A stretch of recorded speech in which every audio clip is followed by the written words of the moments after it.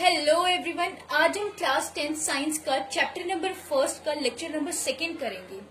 उससे पहले जितना भी हमने कल पढ़ा है उसको रिकैपिचुलेट करते हैं। तो कल हमने क्या क्या पढ़ा था? केमिकल रिएक्शन पढ़ा था, उसकी डेफिनेशन पढ़ी थी। उसके बाद हमने रिएक्टेंट और प्रोडक्ट पढ़ा था। फिर हमने केमिकल इक्वेशन के बारे में पढ़ा था, केमिकल इक्वेशन होती क्या है, उसकी रिप्रेजेंटेशन देखी थी। फिर डेली लाइफ सिचुएशन देखी थी जिसमें केमिकल रिएक्शन हो रही थी। उसके बाद हमने कुछ वे पढ़े थे जिससे हम बता सकते हैं कि हाँ केमिकल रिएक्शन हो रही है। कुछ चेंजेस आते हैं जिससे पता लगता है कि केमिकल रिएक्शन हो रही है सब्सटेंस के अंदर, जैसे change in state, change in colour, change in temperature and evolution of gas. उसके बाद हमने पढ़ा था मैग्नीशियम ऑक्साइड के बारे में कि मैग्नीशियम ऑक्साइड कैसे फॉर्म होती है और व्हाइट डेजलिंग फ्लेम निकलती है जब मैग्नीशियम को हम बर्न करते हैं इन एयर। उसके बाद हमने स्केलेटल केमिकल इक्वेशन पढ़ा था और पढ़ा था कि किसी भी केमिकल इक्वेशन को बैलेंस करने के लिए क्यों, मतलब हम उसको बैलेंस क्यों करते हैं, क्या जरूरत क्या होती है उसको बैलेंस करने की। तो law of conservation of mass के लिए हम उसको बैलेंस करते हैं। आज हम वहीं पर बैलेंसिंग आगे पढ़ेंगे कि बैलेंसिंग करते कैसे हैं। तो इसको एक एग्जाम्पल के थ्रू पढ़ते हैं कि बैलेंसिंग करते कैसे हैं। जैसे कल जो हमने एग्जाम्पल पढ़ा था वही ले लेते हैं। मैग्नीशियम Mg प्लस O2, ये साइन गिव्स का MgO, मैग्नीशियम ऑक्साइड। अभी आप देखोगे इक्वेशन बैलेंस नहीं है, तो बैलेंसिंग करने के लिए मतलब कि हमें LHS लेफ्ट हैंड साइड और RHS राइट हैंड साइड दोनों को इक्वल करना है। Left hand side right hand side के इक्वल हो जाए। ना ही आप इसमें कुछ ऐड करके इसको कर सकते हो, ना ही कुछ सब्ट्रैक्ट करके। अगर आप कुछ कर सकते हो तो मल्टीप्लिकेशन है, डिवीजन भी कर सकते हो, फिर उसमें आंसर फिर आएगा फ्रैक्शन में।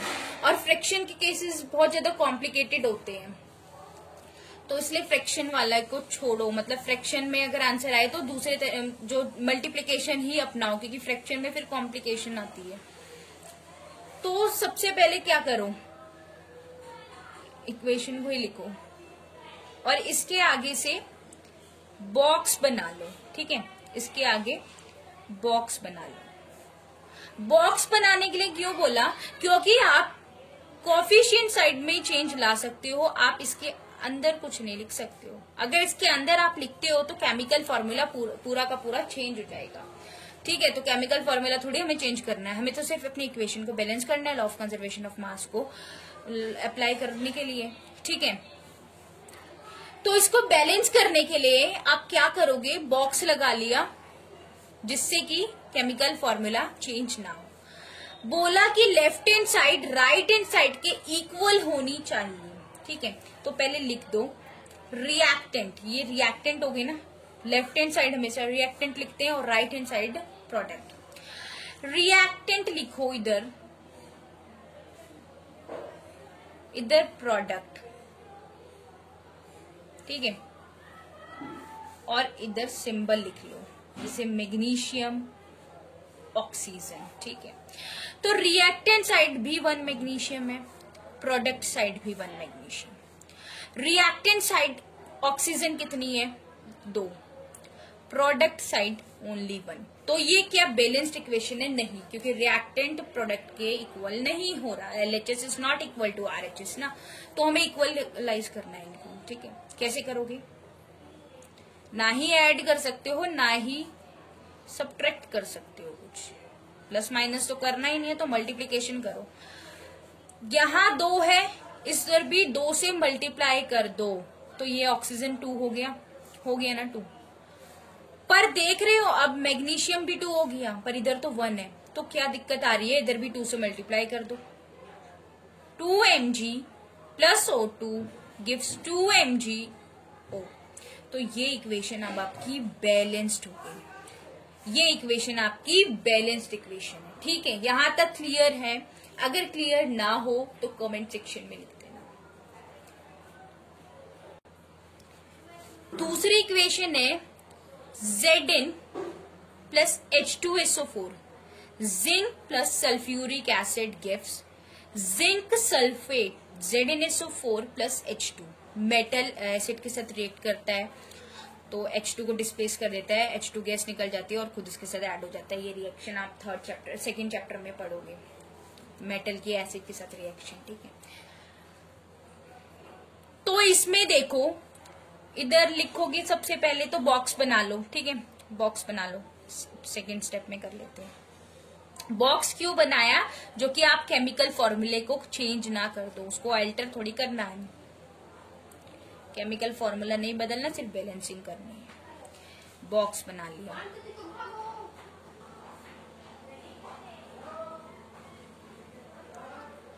बॉक्स बना लिया, ठीक है। इसके बाद आपने इधर लिखना है सारे सिंबल, ये जिंक, हाइड्रोजन, और यहां लिखोगे सल्फर और यहां लिखोगे ऑक्सीजन, ठीक है। Reactant,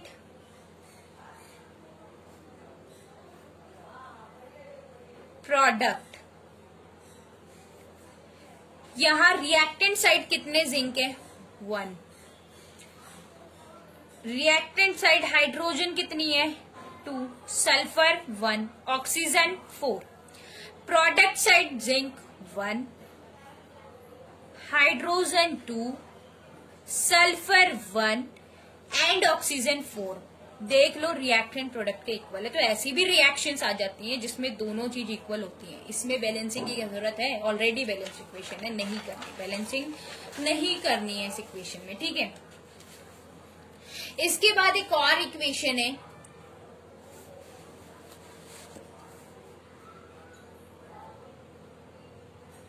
Fe plus H2O gives Fe3O4 plus H2. Ferrous plus water gives ferric ferrous oxide और ferrous ferric oxide, ये कंपाउंड, ठीक है, और H2। तो वही करो, सबसे पहले बॉक्स बना लो। क्यों बॉक्स बनाया? क्योंकि हमें सिर्फ और सिर्फ कोफिशिएंट साइड चेंज कर सकते हैं, इधर अंदर कुछ भी नहीं लिखते, ठीक है। तो इसके कहीं अंदर तुम ना कर दो, इसलिए बॉक्स बनाया है। Fe3O4 plus H2। रिएक्टेंट लिखो और यहां प्रोडक्ट लिखो, ठीक है। सारे सिंबल लिख दो, FeHO, ठीक है। तो रिएक्टेंट साइड कितने फेरस है? 1, product side 3। Reactant side hydrogen 2, product side भी hydrogen 2। Reactant side oxygen 1, product side oxygen 4। एक तरीका होता है इजीली, जो कि आपकी फिर बैलेंसिंग हो जाती है। जिस भी, चाहे वो रिएक्टेंट साइड हो चाहे वो प्रोडक्ट साइड हो, ठीक है, जहां पर भी नंबर ऑफ एटम्स जिस भी कंपाउंड में ज्यादा दिख रहे हो ना, उसमें आपको वहां से बैलेंसिंग स्टार्ट करनी होती है। सबसे पहले उसी को बैलेंस करना होता है। जैसे कि इधर देखो फेरस फेरिक ऑक्साइड, यहां पर ये देखो इधर Fe भी है, O भी है, 4, मतलब यहाँ आपको ज्यादा दिख रहे हैं नंबर ऑफ एटम्स, 3, 4, देख रहे हो ना नंबर ऑफ एटम्स कितने हैं, यहाँ पर ज्यादा है as compare to other side, ठीक है। तो सबसे पहले आप इसी को ही बैलेंस करोगे, सबसे पहले इसी को ही बैलेंस करोगे। तो देखते हैं, H2O gives Fe3O4 plus H2। Box बना लो, जो कि आप गलती ना करो, ठीक है। तो इसमें क्या करोगे, सबसे पहले इसी को बैलेंस करने के लिए बोला है, तो इधर 3 है, इधर 1 है, तो इसको 3 से मल्टीप्लाई कर दो, ठीक है, कर दिया 3 से मल्टीप्लाई। ये आयरन जो है वो तो आपका बैलेंस हो गया, Fe आयरन का होता है ना, फेरस भी बोलते हैं उसको। और ऑक्सीजन जो कि है ये 4 है, पर यहां तो ऑक्सीजन सिर्फ और सिर्फ 1 है ना, ये तो अनबैलेंस्ड हो गया। तो इसको बैलेंस कर दो। कैसे करोगे? ऑक्सीजन साइड कितना लगा दोगे? 4 ना, तो 4 ऑक्सीजन हो गया। पर अभी देखो हाइड्रोजन अनबैलेंस्ड हो गया, 4 1 जा 4 4 2 जा 8, यहाँ पर तो सिर्फ हाइड्रोजन 2 थे। क्या करोगे, 4 से इधर भी मल्टीप्लाई कर दो, 4 1 जा 4 4 जाएगा। अब आपकी इक्वेशन क्या हो गई, बैलेंस्ड केमिकल इक्वेशन। क्या हो गई, बैलेंस्ड केमिकल इक्वेशन। ठीक है, तो ये तो थी बैलेंसिंग, ये तो थी बैलेंसिंग। अगर किसी को अभी भी बैलेंसिंग के अंदर डाउट है ना, तो वो कमेंट सेक्शन में लिख दे। हम सेपरेट वीडियो बनाएंगे जिसमें बैलेंसिंग के ही सारे क्वेश्चंस कर लेंगे।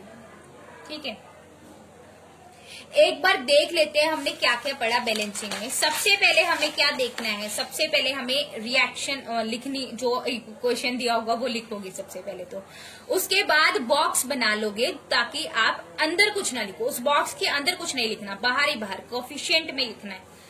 इसके बाद ऐसे टेबल बना लेना, इसको टेबुलर फॉर्म में कन्वर्ट कर लेना। रिएक्टेंट के इधर लिख देना एटम, प्रोडक्ट के लिख देना इधर। इसके बाद इनको बैलेंस करना। बैलेंसिंग में आपने ना ऐड करना ना माइनस करना है, ओनली मल्टीप्लीकेशन करना है, क्योंकि डिवीजन में फ्रैक्शन भी आते हैं, फिर फ्रैक्शन में कॉम्प्लिकेटेड केस बन जाता है। ठीक है, दूसरा बताया था, मतलब एक और रूल था कि जो भी आपको नंबर ऑफ एटम जहां ज्यादा दिखे उसको सबसे पहले बैलेंस करो उसको। और एक पर्सनल एक्सपीरियंस से बता रही हूं, ऐसा कोई रूल है नहीं।